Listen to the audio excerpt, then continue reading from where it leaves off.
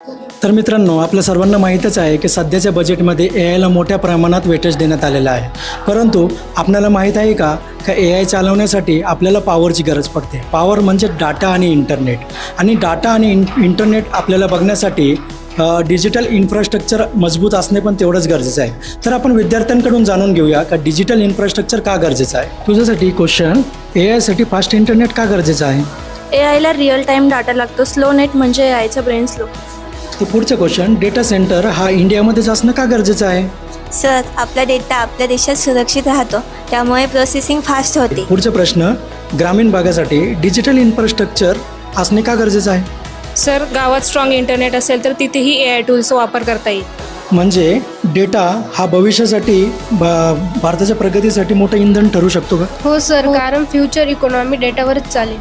पुढचं क्वेश्चन, जर digital infrastructure भारतामध्ये नसेल तर काय होऊ शकतो? सर, स्ट्रॉंग बेस शिवाय बिल्डिंग उभी राहत नाही.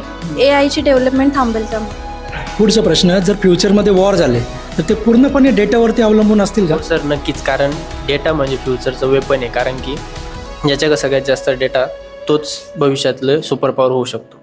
पुढचा प्रश्न तुझ्यासाठी, डिजिटल इन्फ्रास्ट्रक्चरचा स्टुडंटसाठी काय फायदा होऊ शकतो? डिजिटल इन्फ्रास्ट्रक्चरमध्ये आपण क्लाउड टूल्स यूज करू शकतो. त्यांनी आपली लर्निंग खूप फास्ट आणि इझिली स्मूथली होऊ शकते. म्हणजेच मित्रांनो, डिजिटल इन्फ्रास्ट्रक्चर म्हणजेच ए आयचा बॅकबोन. आणि जर हे मजबूत असेल तरच इंडिया सुपर पॉवर बनू शकतो.